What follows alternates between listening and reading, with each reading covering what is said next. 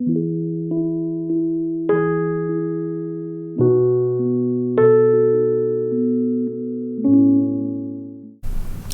and welcome to the Tansy Knits podcast. This is episode 4. This is my little space where I talk about things that I make by hand, primarily knitting, but other things too.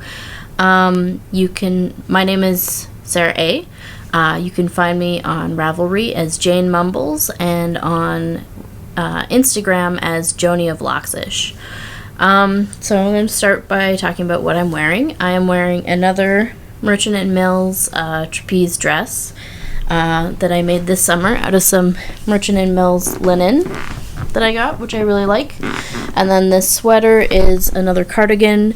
This is the Ishnana pattern by Ysolda Teague, knit out of some Kiwi Performa lace from New Zealand.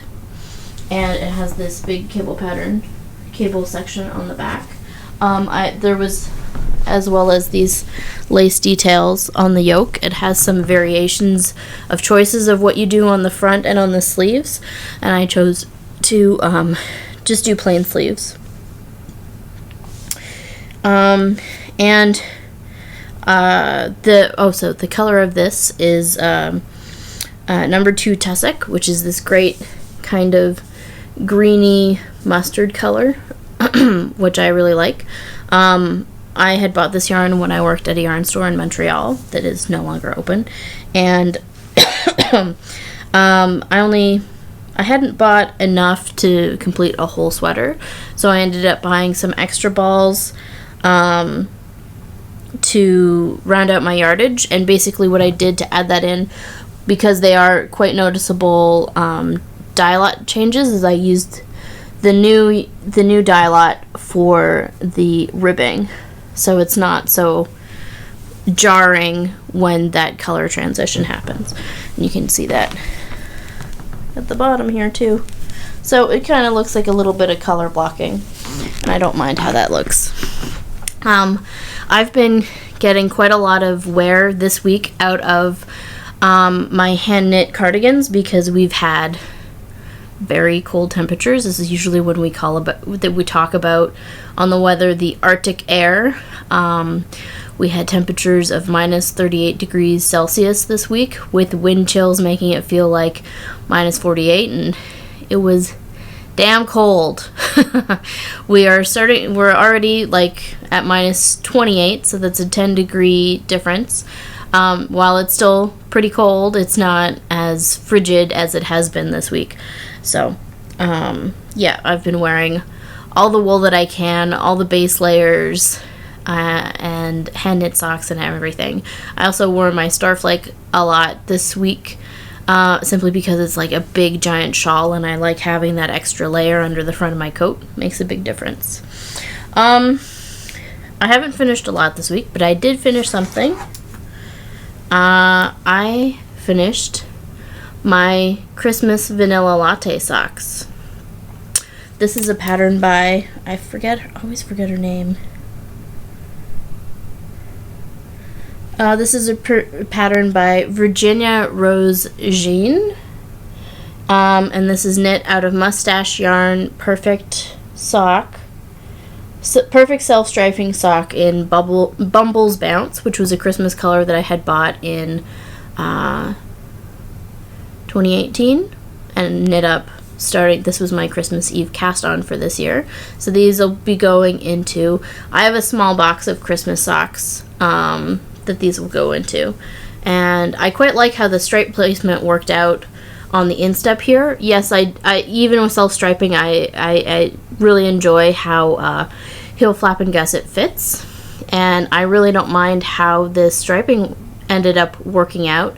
I just knit until I had a completed part of the repeat, and then my heel magically took up exactly this sort of counterpoint color area, and then we went to the red and green again, which I think made this really nice sort of chunky stripe here band in the middle, which I'm pretty happy with.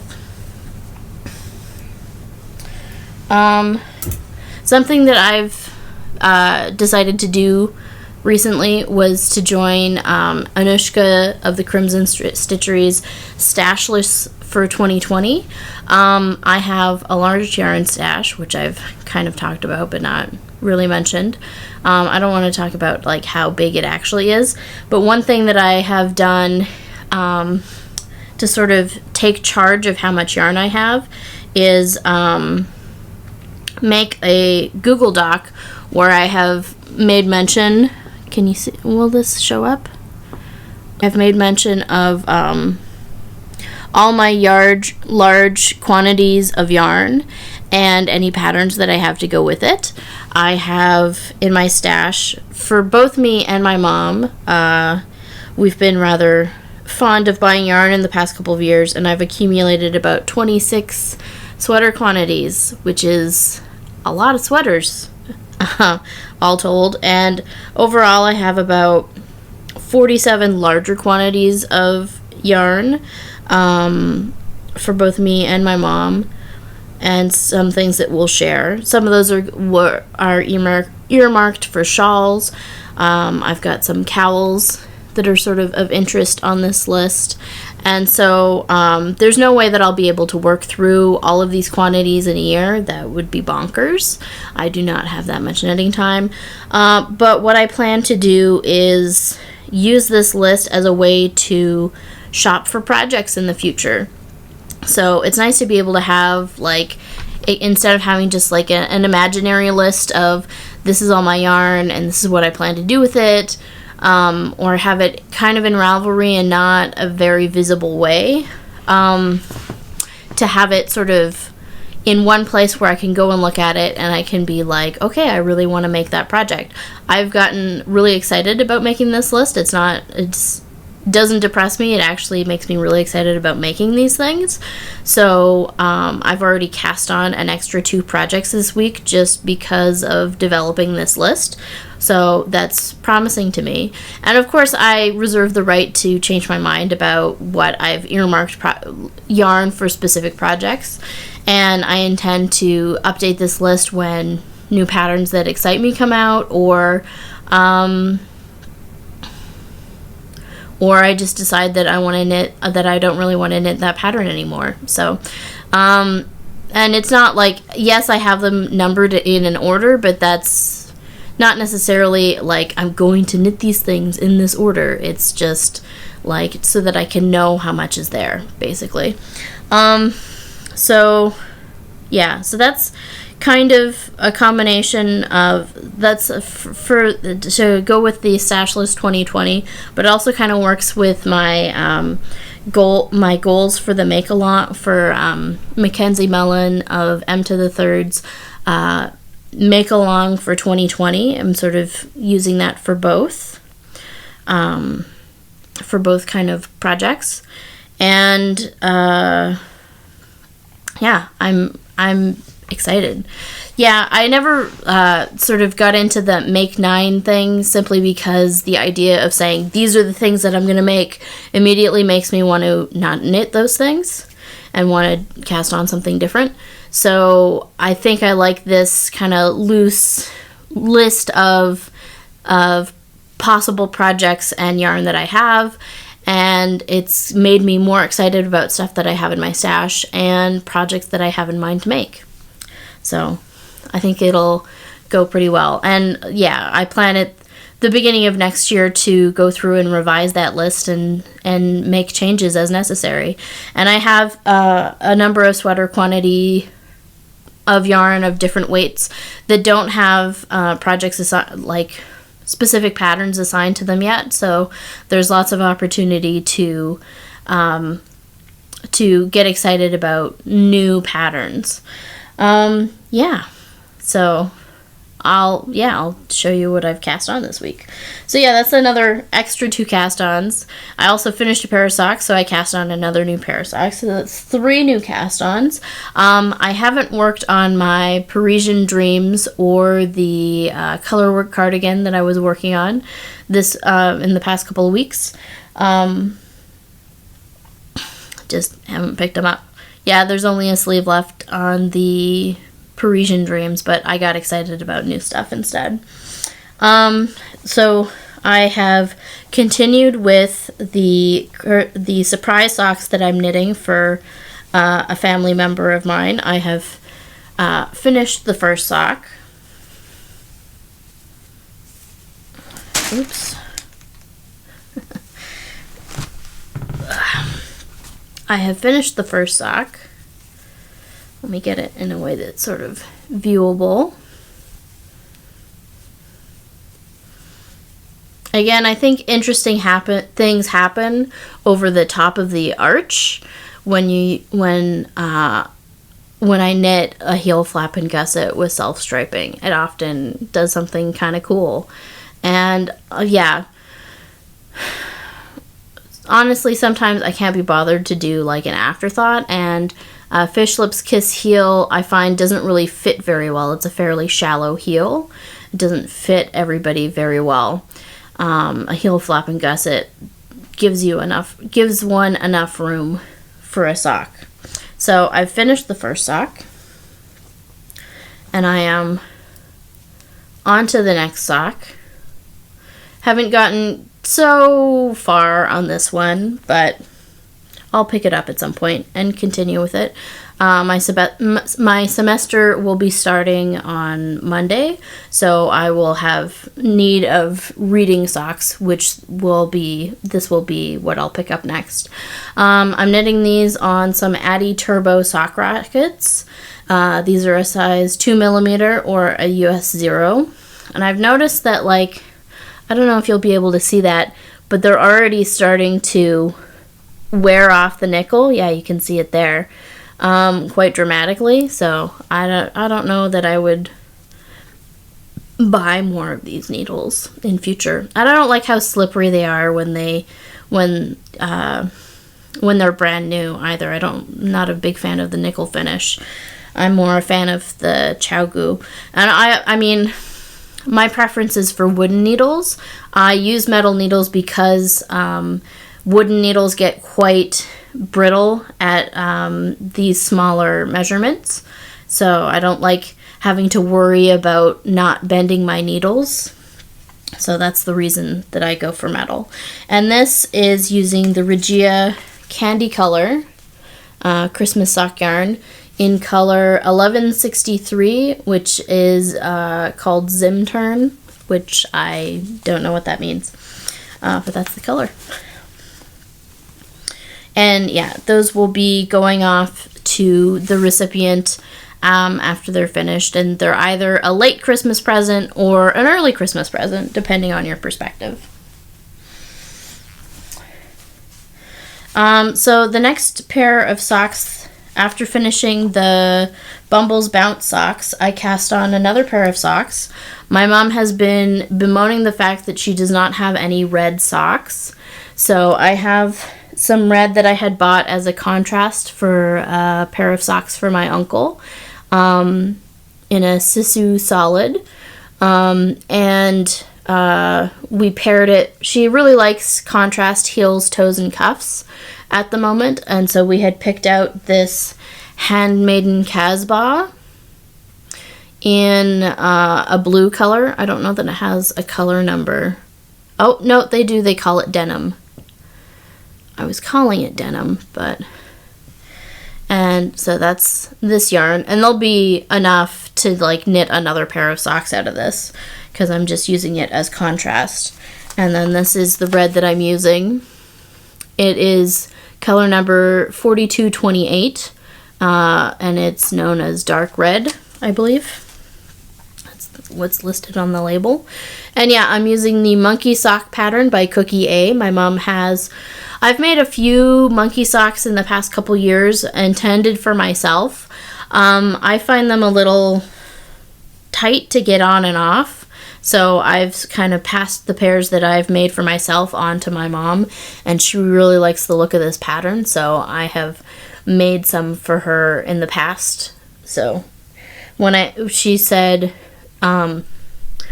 asked her what kind of socks she wanted, I was like, just like regular stockinette socks, and she's like, no, I want a pattern. She often likes pattern socks, so these don't end up being reading socks. They might take a little bit more time to finish.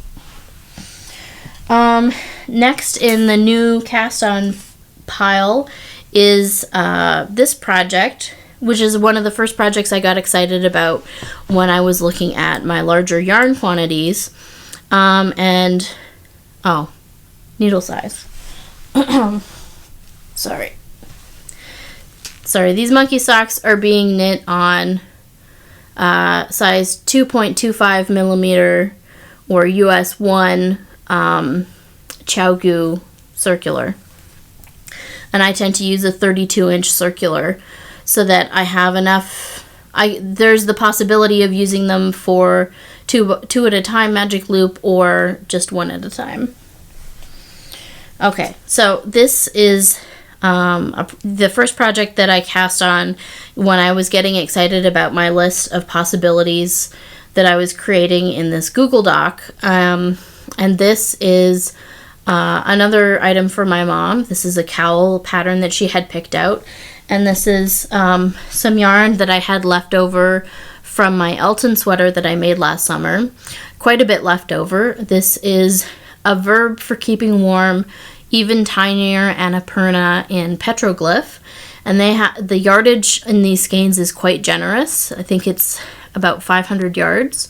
And so I only dipped into this skein briefly to do the ribbing on my Elton sweater. I basically used one skein of this yarn, which is amazing. So I have a whole other skein that I've decided that my mom had picked out this cowl pattern that she liked, which is an Ysolda Teague pattern called the Poza Cowl. And you can kind of just see the starts of, there's these lace panels that it just sort of decreases slightly as it goes up. And so it'll hug your neck nicely and kind of go over the shoulders a bit when it's finished. So I think that'll be quite nice. I had to rip back and restart the eyelet section because it has some decreased rows that you don't do yarn overs in, and I had done extra yarn overs while watching TV, and it just needed a little bit more concentration. And I am knitting this on needles from my Lika interchangeable set, and these are 4mm needles or a US 6. The pattern calls for, I believe, a 3.75. I did not do a gauge swatch. I am just knitting with the closest needle that I had because I only have one set of 3.75 needles, and those are being used in a different project. Yeah, so that'll be, this yarn is like, it has cashmere in it, and I believe silk, and it's like butter soft. So yeah, it's really nice to work with, and I think it'll be a nice, really lightweight, but quite cozy and warm cowl. And I really did not intend to cast on like 3 projects this week, but I've had this yarn kicking around in my stash for a few years now.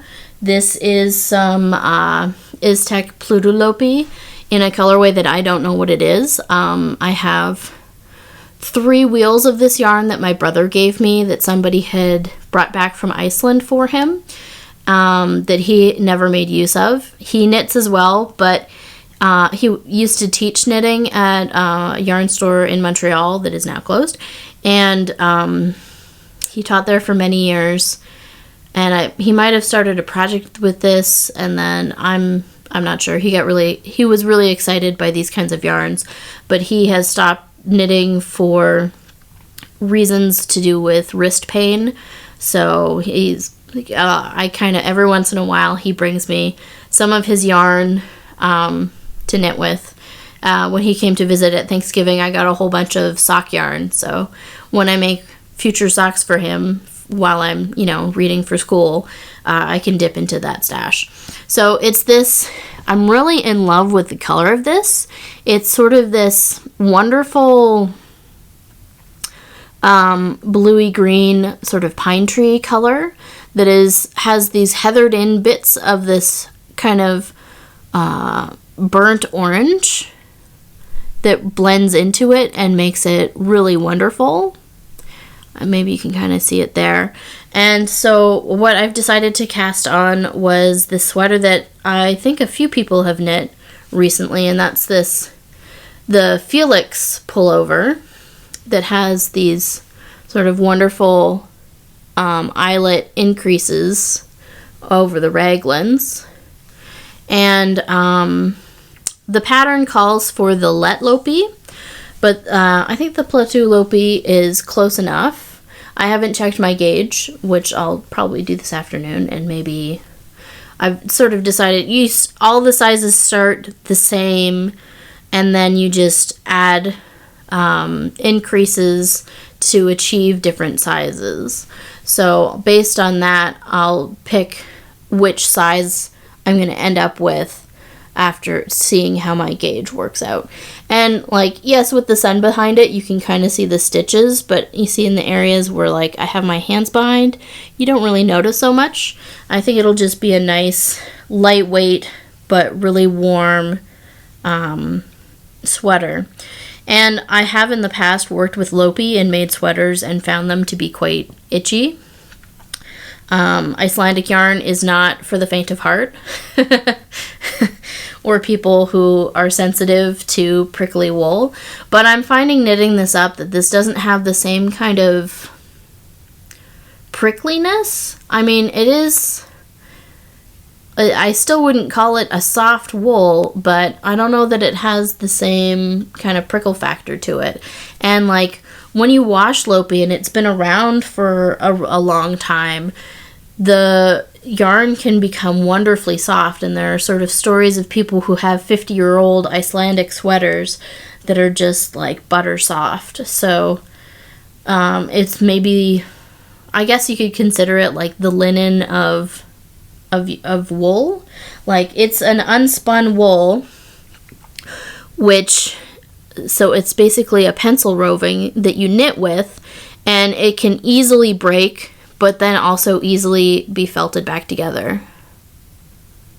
So that just pulls apart. So it is a little bit delicate to work with, but you can just, I mean, I would recommend adding a little bit of spit so that it felts a little bit better, but like then you can just knit that back and you won't even notice it.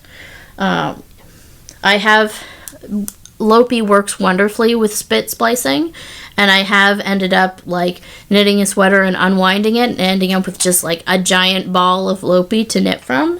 So it's kind of fun. It's worth checking out because it's not an expensive yarn, and its feltability makes it really nice to work with.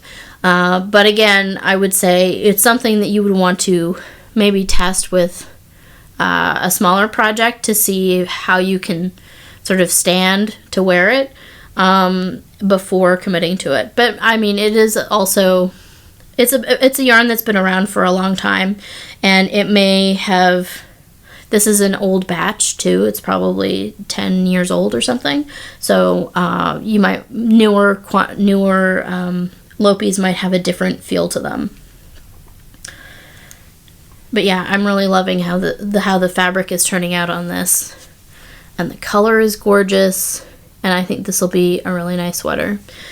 I do have another quantity of some Briggs & Little in the Regal base that I might make a second one of these sweaters out of. We'll see. And this is a little out of order, but I didn't notice it because it's at my feet. One thing that I've really been working on lately in the past couple weeks, more last week than this week because I kind of ran out of some of my colors and I have to wait for them to arrive in the mail, is my Weekender blanket.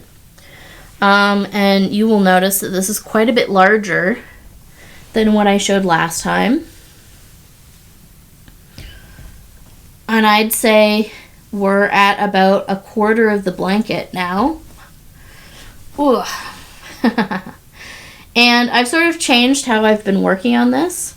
Instead of just like working it in a systematic way of like starting at one end and just working my way across, choosing colors. I've started working in a little bit random way, where I kind of look at the blanket and see where a color needs to be added, and then like where I might need more blue, more navy, or something like that, and then just add that hexagon there. And because I'm joining in the round, it's not a big deal to just add a few here and there. And it makes it a little bit more fun too, because it's, oh, that one didn't join properly.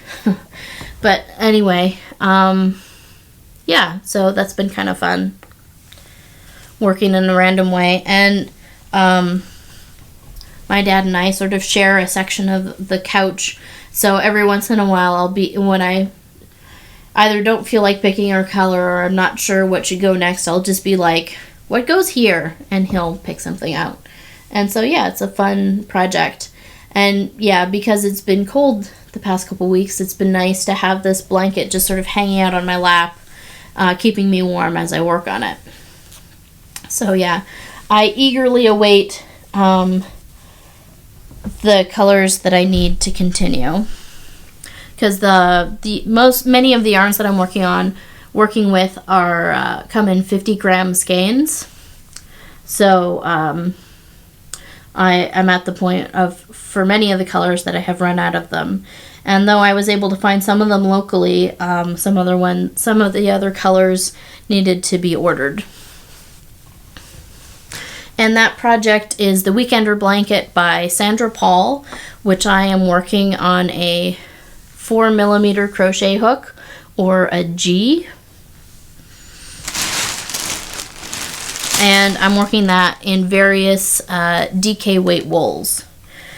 Wool, alpaca blends. I have them listed on my Ravelry page, if you're, along with the color numbers, if you're interested in knowing that detail.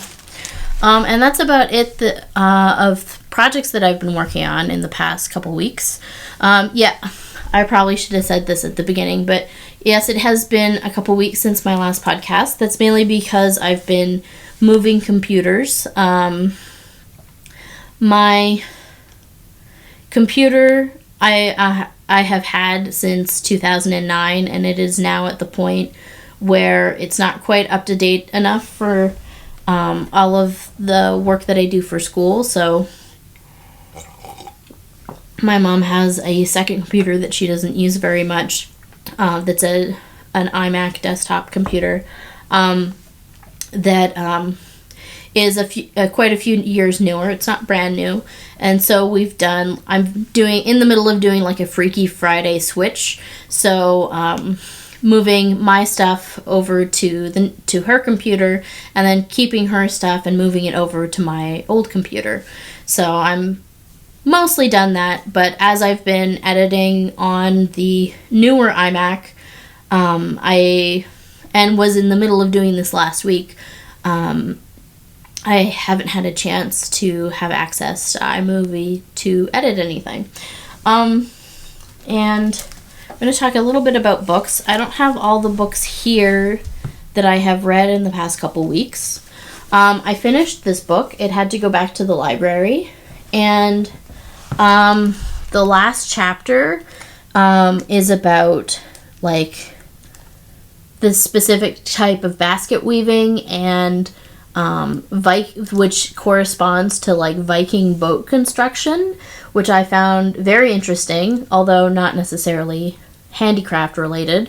And I found it so interesting that I suggested that my dad read it. He likes ships, like old sailing ships, and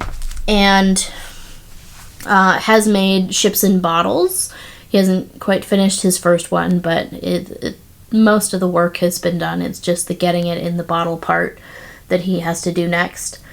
And so he was so interested by this chapter that he ended up reading the introduction and deciding that he needed to have a copy for himself and a copy to give to a friend. So I think that's a pretty good endorsement of this book. So if you know somebody who's interested in traditional ways of traditional knowledge of farming or the history of farming and craft practices in England. This is a very interesting read. And my dad's not a big reader of books, despite having been married to a librarian for much of his life. So it's a big deal when he gets excited about a book. So I think that's a pretty good endorsement. The other books that I read this week, I started another one of the craft books that were recommended on Mackenzie Mellon's Slack channel. One of which is called The Golden Thread, How Fabric Changed History by Kezia St. Clair. And I think that is the kind of book I had more in mind when I had started reading craft, which talks about like the archaeological history of textiles. And like there's a big chapter on Egypt. I just finished a chapter on on silk in China. And how like silk there was this period in China where there were these silk trading routes of trading fabric across and taking it out of China to other places, and how there was like silk production in other areas of the ancient world that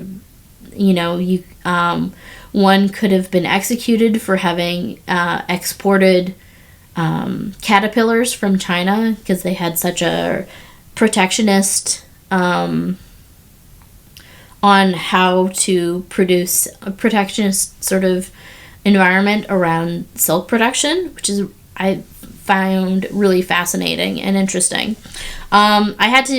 I was reading that like a day or two before I had to go back to the library. So I've ordered a few books that I had out from that stack that I was really excited to read. So those will be coming soon. Yeah, so I really look forward to continuing that book when it comes back. A couple comics that I read. One is The Hard Tomorrow by Eleanor Davis, which is sort of a weirdo story of sort of alternative activist culture. It's a couple who lives in a sorted temporary housing, like camping in their truck. And then also have like an RV trailer on a property and are in the middle of building a house.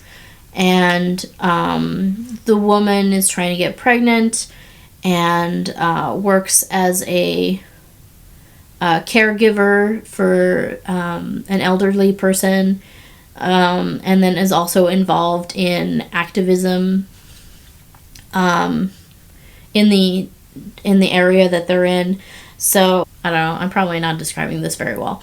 Anyway, so I think it's a bit of a strange story to read if you're not a part of that kind of scene.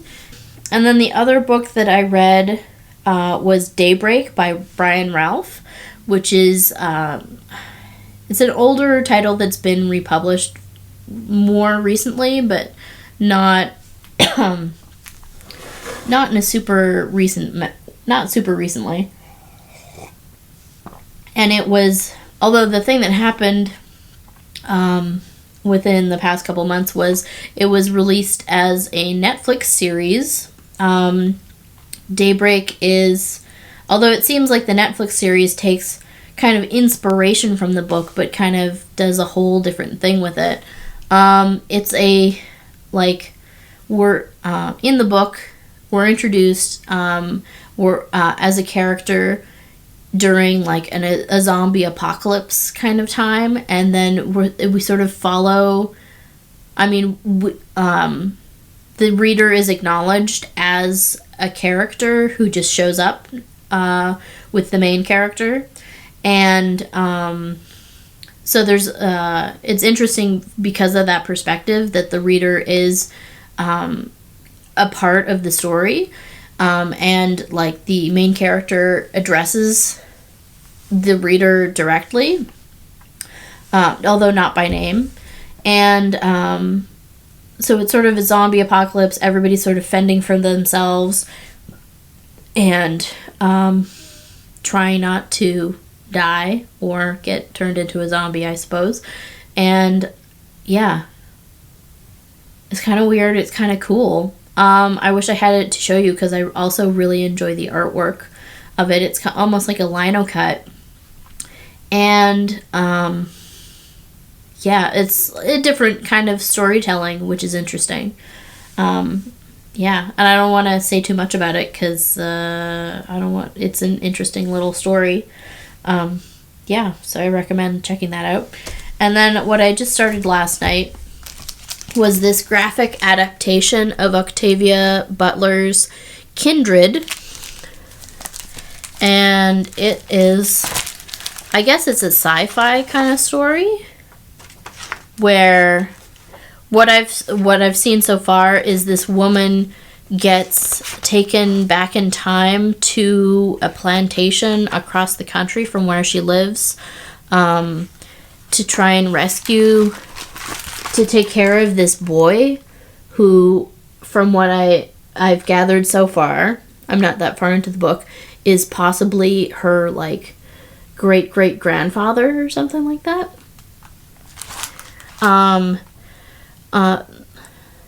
Yeah, so it's interesting so far.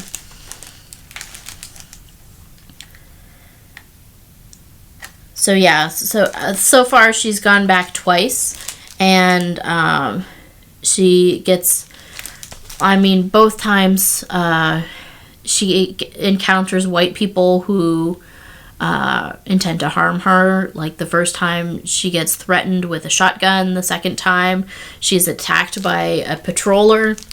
So it's not violence free. So if you are sensitive to those kinds of situations, maybe you want to miss this one. But I think I think it's an interesting idea of time travel, because often when we have time travel stories, we see the person goes back in time and doesn't have any problems, right? Is able to integrate into society and like fulfill a story without any conflict, really. I mean, like Marty McFly has some issues with Biff, but I mean, that's nothing compared to a black woman going back in time to a time of slavery in America. Like, that's a whole different kind of conflict. So I think it's just that premise creates for an intriguing scenario. Well, yeah, that time travel is not something that is necessarily easy or impossible for everyone, right? Because in reality, there would be a lot of issues with these sorts of situations. Or like, for me, the possibility of going back in time, I would want to be able to like go with vaccines and like be able to take antibiotics with me. And you don't really know what situation you're being dropped into and how you would be able to deal with that. Like, it's an interesting situation to have to actually consider the reality of, as opposed to the fantasy of, oh yeah, we could just go back in time and see the dinosaurs. Not that you could be eaten by a dinosaur and then you just would be gone forever. Or like you would catch a microbe from an ancient disease that we don't have anymore and then just like have a horrible experience and slow and painful death. So, yeah, I guess it's kind of interesting to think about that sort of thing. That's, I guess, where my mind goes. So, yeah. So I'm looking forward to seeing how that story progresses. And I might check out some of Octavia Butler's other work to go along with that. Yeah, so that's about it for me this week. We are Yeah, a little bit longer than the past couple weeks, but it's been a few weeks since my last podcast, and we're still under an hour, so I think that's okay. Yeah, I hope everybody has a great week, and hopefully I'll be able to see you next week. Thanks for watching, and I'll see you again next time.